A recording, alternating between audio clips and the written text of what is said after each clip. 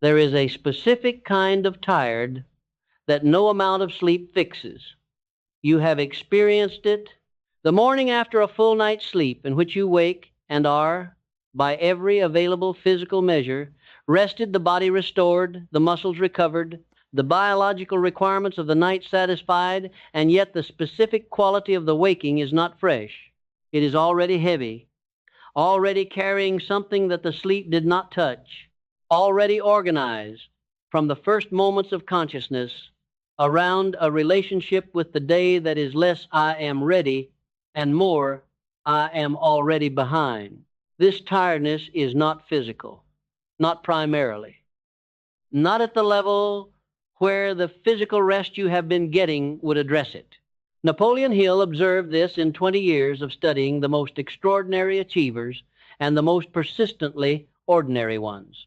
And the observation produced one of the most practically important and most consistently overlooked distinctions in his entire body of work: the tiredness that keeps intelligent, capable, genuinely motivated people from implementing the philosophy. The tiredness that is present before the day begins and worse at its end, regardless of the day's physical demands. The tiredness that is specifically associated with the years of serious effort without the specific outcome the effort was supposed to produce. The tiredness that no vacation adequately addresses and no lifestyle adjustment reliably relieves. This tiredness is not a physical problem. It is the body's honest, accurate, philosophically important report about something specific in the relationship between the person experiencing it and the direction their life is currently organized around. This video is the complete account of what the report says, why the body delivers it in the form it delivers it, and what specific, philosophy-grounded, neuroscience confirmed, immediately addressable practice produces the specific result that the report is indicating it requires.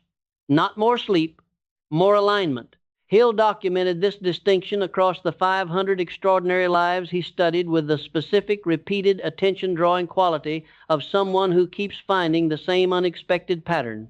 The most extraordinary achievers worked, by conventional standards, an extraordinary amount. The hours of focused engagement with the building were long.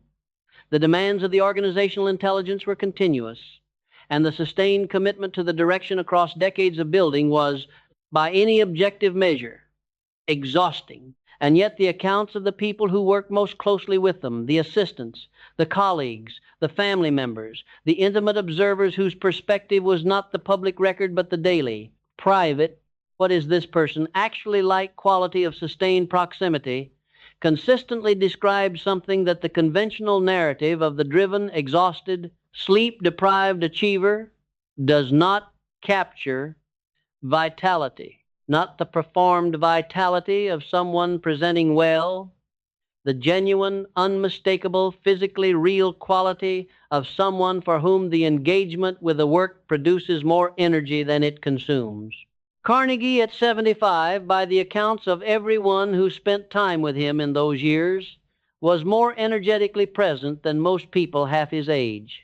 Edison's laboratory, famously long hours, famously irregular sleep, famously demanding physical and intellectual conditions, was, by the accounts of the people who worked there, not the exhausted, depleted. This is costing us our health environment that the conventional narrative of the demanding workplace produces. It was, by the same accounts, characterized by a specific quality of engaged vitality that the people who were part of it consistently described as among the most energizing environments they had ever inhabited. Hill asked about this. He asked many of the subjects directly, "Are you tired? How does the work affect your energy?" The answers across the 500 were remarkably consistent. The work consumed energy, of course. Every sustained effort consumes energy, but the work also produced energy specifically, reliably, in a way that the same hours of effort in a direction not aligned with the genuine burning desire did not produce. The most extraordinary achievers were not less tired than ordinary people in any physical sense. They were differently tired, and the difference was specific, philosophically accountable, and directly relevant to the question of what produces the tiredness that no sleep addresses. Let us begin with the neuroscience of the distinction, because the specific mechanistic account of why some effort produces energy and other effort depletes it is the foundation on which everything else in this video builds. Roy Baumeister at Florida State University, whose research on ego depletion has been discussed throughout this channel's body of work, established that the executive function resource required for conscious self-regulation is limited, depletes with use, and requires rest and glucose to restore. This is real. The cognitive fatigue of sustained decision-making, sustained attention management, sustained self-regulatory effort is neurologically real and produces genuine performance degradation. But Baumeister's research also established something that has received less attention in the popular account of his work. The specific type of task matters dramatically in determining the rate of resource depletion. Tasks that require the suppression of genuine impulses, preferences, or emotional states, tasks where the person is actively working against their own authentic orientation, performing a version of themselves that diverges from their genuine self, maintaining a behavioral or motivational state, that the internal default does not support these tasks, deplete the executive function resource at a substantially higher rate than tasks that do not require this suppression. The doctor who genuinely loves the work of medicine depletes less executive function per hour of clinical engagement than the doctor who is in medicine primarily because the family expected it. The salesperson who genuinely finds the product useful and believes in its value depletes less per hour than the salesperson who is selling something they privately doubt. Not because the first person's work is objectively less demanding, because the first person's work does not require the continuous, energy-consuming suppression of the authentic orientation that the second person's work requires. This is the neuroscientific account of a finding that Hill had documented empirically across 500 lives. The tiredness of doing work that is not aligned with the genuine burning desire is not equivalent to the tiredness of doing work that is. The aligned work consumes energy. The misaligned work consumes energy and then requires additional energy for the suppression of the authentic orientation's objection to the misalignment. The tiredness that no sleep fixes is, in many cases, the accumulated daily, years-long depletion of the person who has been doing work that requires the suppression of what they most genuinely are. Avi Karen and colleagues at the Hebrew University of Jerusalem, in research on what they call self-continuity, the degree to which a person's current activities feel continuous with their most genuine, historically consistent, identity-level sense of who they are documented. A specific and practically important finding. The degree of experienced self-continuity in daily activities is a significant predictor of experienced vitality. The person whose daily work feels like the natural, continuous, most genuine self-expression of who they are reports substantially higher levels of vitality, the specific, physically felt quality of having energy and wanting to use it, than the person whose daily work feels discontinuous from the most genuine sense of self. The vitality is not merely psychological, it is physiological. The research on the relationship between intrinsic motivation and physiological energy mobilization documented in the work of Edward Deci and Richard Ryan at the University of Rochester, whose self-determination theory identifies autonomous motivation as the specific motivational quality most associated with genuine, sustained vitality, establishes that the intrinsically motivated engagement with one's most genuine direction activates the dopaminergic reward system in a way that produces real, physiological, energy-generating neurochemical conditions. The dopaminergic activation is not merely the subjective experience of feeling motivated. It is the specific, physiological, cellular-level condition of a system whose energy mobilization is supported by the neurochemistry of approach-oriented, goal-aligned, genuinely desired engagement. This is the neuroscientific account of what Hill was observing when he documented the vitality of the most extraordinary achievers. Their work was activating the specific neurochemical conditions of genuine approach, motivation, genuine self-continuity, genuine intrinsic engagement. And those conditions were not depleting energy in the way that the suppression requiring, self-discontinuous, extrinsically motivated work depletes it. They were, in the specific neurochemical sense, producing energy as a consequence of the engagement.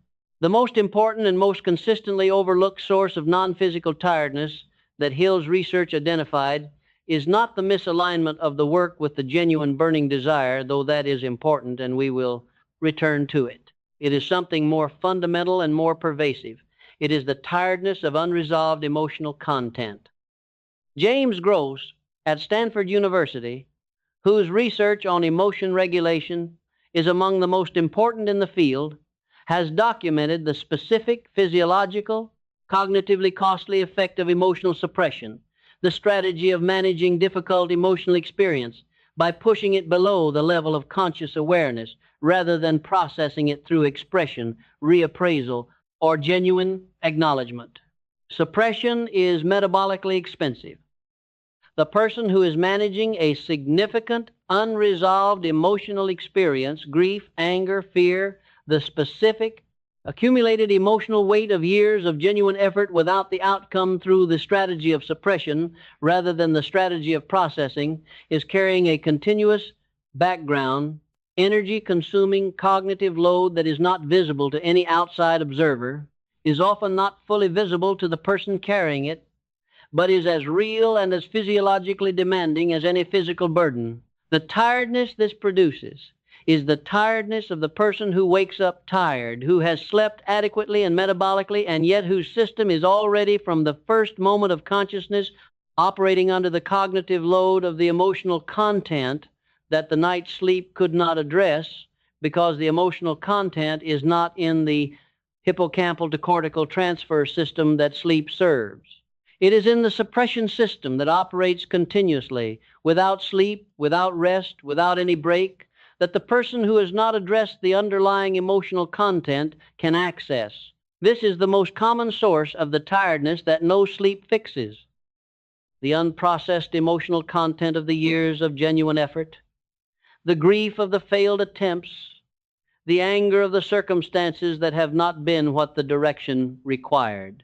The fear often unacknowledged as fear, often experienced only as the diffuse, ambient, chronic quality of someone who is slightly on guard all the time that the direction may not produce what the investment in it has cost. Hill's philosophy does not use the language of emotional processing. The practical, achievement, organized, principle-based framework of Think and Grow Rich is not primarily a framework for emotional processing, but it contains, in the specific practices it prescribes, the most directly effective available instruments for the kind of emotional processing that the Gross research identifies as the alternative to suppression, the practices that most directly move the accumulated emotional content from the suppression system to the processed and integrated system. The autosuggestion practice, the specific, daily, emotionally engaged, genuinely felt engagement with a definite chief aim, is not primarily an affirmation practice. It is, in the specific, gross, research applicable sense, a daily emotional reappraisal practice. The emotionally engaged, this is what I most genuinely am, this is where the direction is going recitation, is the daily interruption of the suppression strategy, the daily provision of an emotionally alive, direction organized, hope-containing alternative to the ambient suppression of the accumulated emotional weight of the building's hard periods. The morning silence that this channel's body of work has consistently identified as among the most important practices of the extraordinary life is not primarily a productivity practice.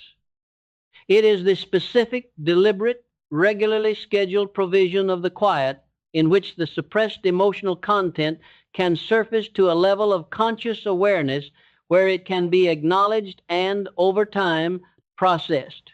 The mastermind relationship, the genuine, differentiated, honest, mutually invested human connection that the intimate partnership episode identified as the most fundamental mastermind available is, from the perspective of the emotion regulation research, the most powerful, available instrument of emotional processing, the trusted partner who provides the specific, safe, non-judgmental space in which the genuine emotional content can be expressed and received, is not providing an optional luxury. They are providing the most direct available relief from the specific, physiologically expensive, chronic suppression-produced tiredness that is the most common source of the tiredness that no sleep addresses. There is a third source of non-physical tiredness that is less commonly identified and more philosophically important than either of the first two. It is the tiredness of maintaining a self-concept that diverges from the genuine burning desire originating, most genuinely true self that the philosophy's deepest principles are organized around uncovering. Kenan Sheldon and colleagues at the University of Missouri, in research on authenticity and well-being, documented that the experience of acting in ways that are genuinely expressive of the person's most genuine values and commitments is specifically and measurably associated with higher vitality, better sleep quality, more positive affect, and lower levels of the chronic background. Diffuse fatigue that the person whose behaviors diverge from their genuine values consistently reports. This is not a finding about the happiness of doing what you love. It is more fundamental. It is a finding about the physiological cost of behavioral value incongruence. The person whose daily behavior is genuinely organized around their most genuine values does not carry the suppression equivalent physiological cost that the person whose daily behavior diverges from those values carries. And the cost of the divergence, accumulated daily across the years of the misalignment, is the most physically felt and the most sleep-resistant form of the non-physical tiredness this video addresses. The specific, practically important application is direct. The degree of tiredness that is most specifically resistant to sleep and most specifically associated with the years of genuine effort without the desired outcome is not primarily the tiredness of physical overwork. It is the tiredness of the accumulated daily behavioral value incongruence of the person who has been working hard but not in the direction that is most genuinely their own. The distinction is important because it distinguishes between two situations that feel identical from the inside but that require categorically different responses. The first situation, the person is tired because they have been working genuinely hard in the genuinely right direction, and the valley of disappointment is producing the specific, hope-eroding, evidence-resistant tiredness of someone who has sustained the genuine commitment through the period of invisible compound growth. This tiredness requires the continuation, the specific choice level, refusal to stop response that the message to the person who has failed at everything episode addressed. The second situation, the person is tired because they have been working hard in a direction that is not genuinely their own, in the direction that the looking glass self constructed, or the approval-seeking orientation selected, or the conditions of worth required, and the tiredness is the body's honest, philosophically important report that the direction needs the honest examination and possible revision that the Day 5 assessment of the 20-day protocol describes. These two situations feel identical from the inside. The fatigue is genuine in both. The emotional weight is real in both. The honest, philosophy-grounded assessment of whether the tiredness is the valley or the signal is the specific, practically important work that the Day 5 direction assessment was designed to produce. Viktor Frankl, the Austrian psychiatrist who survived the Nazi concentration camps and whose experience produced the therapeutic framework he called logotherapy, documented the most extreme and the most directly instructive available evidence about the relationship between meaning and tiredness. In the conditions of the concentration camps, conditions that were physically, nutritionally, and environmentally the most depleting available to the human organism, Frankl observed the specific, consistent, eventually theoretically formalized pattern that became the foundation of his entire work. The inmates who maintained a genuine, specific, personally authentic sense of meaning, a purpose for surviving, a commitment to someone or something beyond themselves that made the continuation meaningful, showed substantially greater physical, psychological, and motivational resilience than those who had lost or could not find this sense. Not because meaning is a physical resource, not because a sense of purpose provides calories or rest, because the specific, neurologically real, physiologically consequential difference between the brain that has a reason to engage with the next moment and the brain that does not is not merely psychological. It is the specific, measurable, physiological difference between the brain whose motivational systems are activated by a genuine purpose and the brain whose motivational systems are not. The person who has a genuine, burning, desire-backed, identity-level reason to continue is not merely more motivated than the person who does not. Their physiology is specifically different. The dopaminergic activation, the cortisol regulation, the immune function, the cardiovascular efficiency are all measurably better in the person with genuine purpose than in the person without it, under identical physical conditions. This is the neuroscientific account of what Frankel's observation documented in the most extreme conditions available, and it is directly applicable to the tiredness of the person in circumstances vastly less extreme.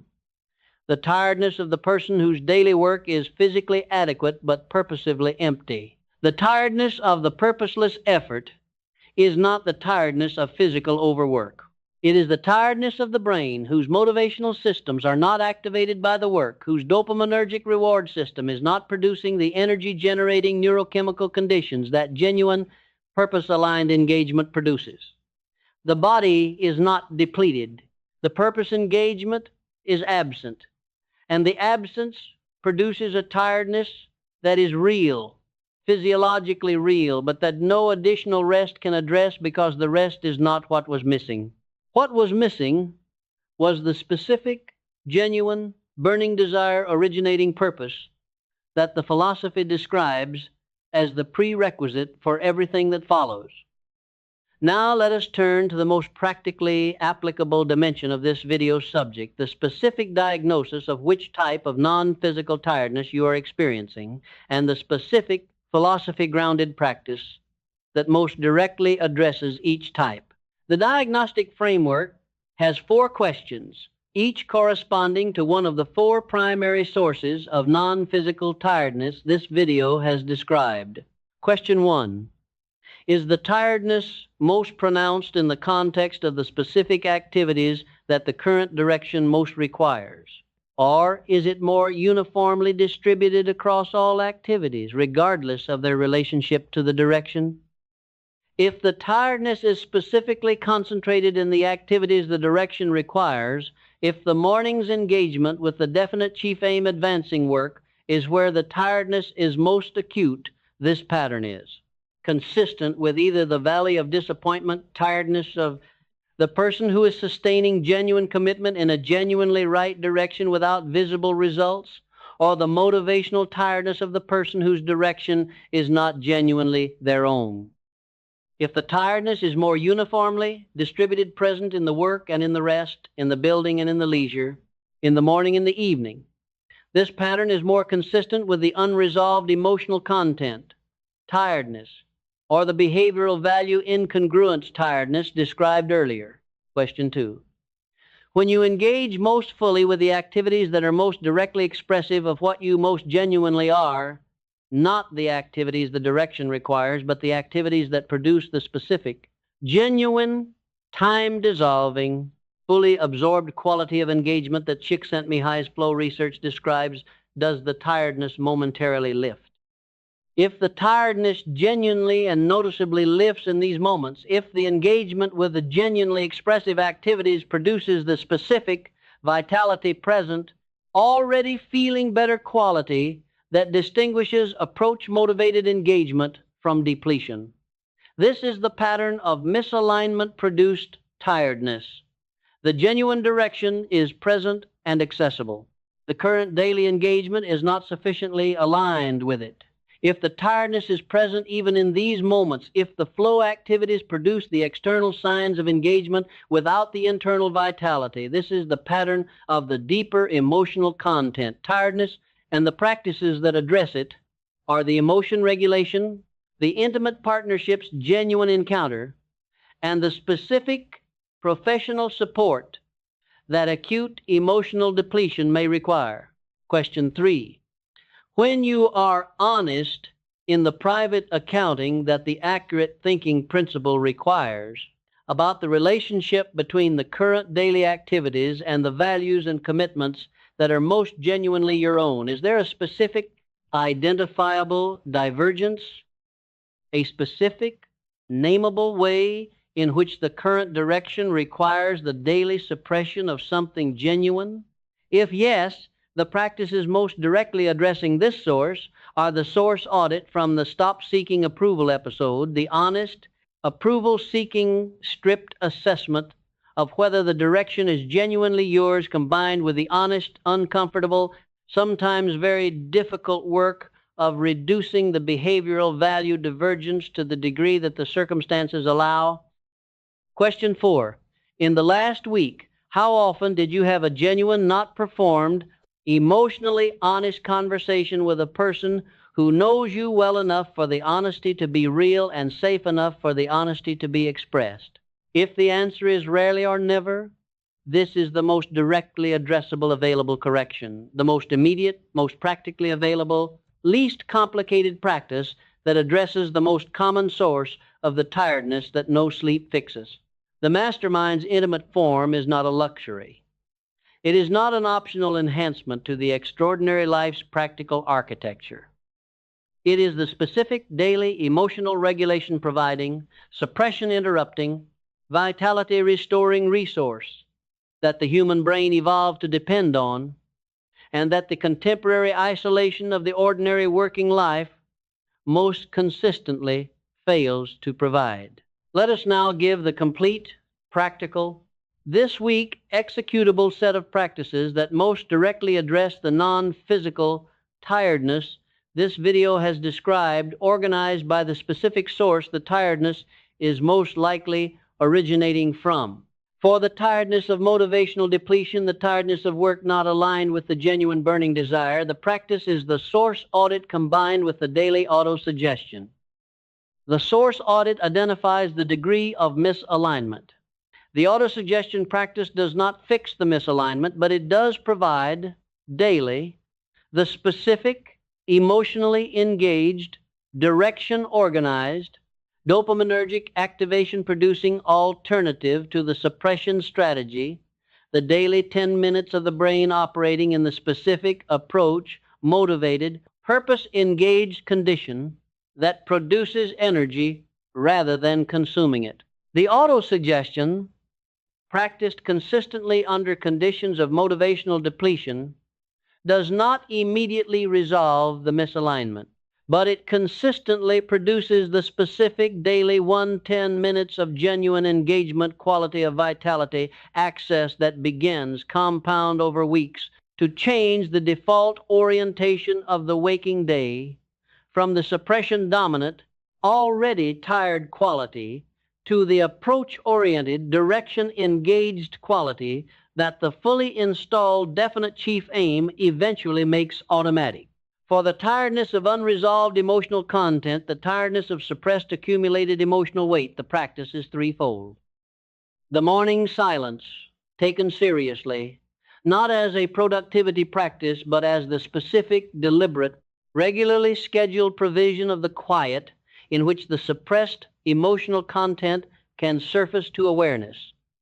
Not forced, not effortful, simply available, the specific willingness to sit with what is present without the habitual distraction that the phone and the notifications and the immediate demands of the day provide as the default escape from the content that the silence makes unavoidable. The mastermind relationship activated. The specific, honest, this is how I actually am conversation with the person in your life whose genuine care and genuine safety provide the specific, expression permitting space that emotional processing requires, not the performance of wellness. The genuine, honest, what is actually happening with me quality of conversation that the intimate mastermind makes possible, and that no other relationship in most people's lives provides in quite the same form. The evening inventory, not the productivity review. The 5-minute, honest, what was the emotional content of today accounting that the evening's pre-sleep practice can include the specific, brief, deliberately not suppressed acknowledgement of what the day produced emotionally in the form that the Carnegie bedtime practice episode described as the deliberate provision of content for the night's REM emotional processing. For the tiredness of behavioral value, incongruence, the most fundamental and the most requiring of genuine philosophical work, the practice is not immediately executable in the way that the morning practice or the mastermind conversation is. It is the specific, honest, sometimes very uncomfortable, months-long process of identifying the specific divergence, assessing its addressability, and making the specific, organized, step-by-step changes to the daily activities that reduce the divergence toward the genuinely yours alignment. This is not the work of a week. It is the work of the organized planning and the burning desire and the definite chief aim in their fullest, most honest application, the specific, life-level, I am going to organize my life around what is most genuinely mine process that this channel has been building toward from its first episode. But the beginning of this work is available today. The beginning is the honest acknowledgement in the private accounting that the accurate thinking principle requires of the specific divergence. The naming of it, the specific, honest, this is what I am doing, that is not genuinely mine accounting, that makes the divergence specific rather than vague and therefore addressable rather than merely weight-bearing. There is a specific account of Edison that is the most direct available historical illustration of the distinction this video has been building. The journalists who visited Edison's laboratory in the most productive years of his career consistently reported the same observation. The laboratory was, by every conventional standard of the healthy work environment, a terrible place to work. The hours were irregular. The physical conditions were basic. The expectations were demanding. And the work was never finished in the sense that the ordinary job is finished when the shift ends. And yet every journalist who visited reported the same atmospheric quality, the specific, unmistakable, alive and present quality of a group of people who were, whatever the conditions, not depleted, not performing, actually energized by the work in a way that the journalists found surprising and that the conventional narrative of the demanding workplace does not predict. Edison himself, when asked about tiredness in one of the interviews Hill later examined, said something that Hill recorded in the private notes as among the most important observations he made in the entire research. Edison said, "I have never worked a day in my life. What I do all day and most of the night is play with problems I find interesting. If that is called work, I have no answer for the man who calls it that. Never worked a day in his life. Not because the physical and cognitive demands were not real, they were, by any objective measure, enormous, but because the relationship between Edison's genuine nature and the specific activity he was engaged in was not the relationship of the employee to the employer, of the obligated to the obligation, of the suppressing to the suppressed. It was the relationship of the most fully expressed to the expression, the natural, unobstructed, vitality producing engagement of a particular kind of mind with the particular kind of problem that kind of mind finds most genuinely interesting. This is not available to everyone in every circumstance immediately. The 20-day protocol, the organized planning, the mastermind, the years of the building, all of these are necessary for the person who is not yet in the Edison relationship with their work. But it is available. It is the specific, achievable, research-confirmed, practically producible condition of the person who has done the honest work of identifying the genuine burning desire, formulating the definite chief aim in its honest, source-audited, most genuinely theirs form, and begun the organized, daily, compound growth-initiating practice of moving the daily life into alignment with it. The tiredness goes away. Not because the work gets easier, because the work becomes the natural, unobstructed expression of what the person most genuinely is, and the natural, unobstructed expression produces energy rather than consuming it. Hill himself documented this transition from the tiredness of the hard middle years of the Commission to something qualitatively different in the journal entries this channel has rendered in previous episodes. He wrote somewhere in the third decade of the work that the research had stopped feeling like the work of finishing something and had started feeling like the work of becoming something. That the activity of the research was no longer primarily organized, in his experience of it, around the gap between the current position and the finished work. It was organized around the genuine, daily, impossible to exhaust engagement of his specific, particular, irreplaceable mind with the specific, particular, irreplaceable problems the research kept presenting.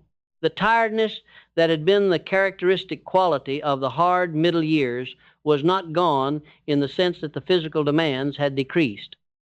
It was gone in the sense that the relationship between his nature and the work had changed, that the work had become the most natural, most complete, most fully self-expressive activity available to him, and that the natural, complete, fully self-expressive activity was not producing the suppression cost, the motivational depletion cost, the behavioral value incongruence cost that the earlier years had required. He was tired in the physical sense of someone who had done the day's demanding work. He was not tired in the non-physical sense of someone who was doing work that was not genuinely their own. This is the distinction. This is what Hill observed across the 500 lives. And this is what this channel has been building toward from every angle and through every principle and in every episode of its body of work. The extraordinary life is not primarily characterized by the extraordinary achievement. It is primarily characterized by the vitality of someone who has organized their daily engagement with the world around the most genuine, most complete, most fully self-expressive application of what they most genuinely are. The extraordinary achievement is the evidence. The vitality is the substance. The specific, immediately actionable thing this video asks of you is the honest engagement with the 4 diagnostic questions. Tonight before sleep, answer them honestly. Write the answers.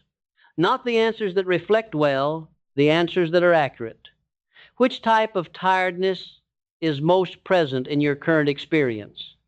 The motivational depletion of the misaligned direction, the emotional content of the unprocessed accumulated weight, the behavioral value incongruence of the daily suppression, or if you are fortunate, the valley tiredness of the genuine direction in the period before the threshold. The answer determines the practice. Not the same practice for every type. The specific, most directly applicable practice for the specific, most accurately diagnosed type. And the most immediate available action, the one that addresses every type of tiredness this video has described, at least partially, at least as the beginning of the more specific corrections, is the mastermind conversation, tonight or tomorrow. The genuine, honest, what is actually happening with me conversation with the person whose genuine care and genuine safety make the honesty possible, not the performance of being fine. The genuine encounter. That conversation is the beginning of the restoration of the vitality that the tiredness has been obscuring. Leave in the comments which of the 4 types most resonated, not the details, the type. If this video names something you have been carrying without having the specific vocabulary to articulate, share it with someone in your life whose tiredness seems resistant to the solutions they have been trying. They deserve to know what it is. Subscribe if this tradition is yours. and rest tonight, not just physically. The practices that address the non-physical tiredness are what your body has been waiting for.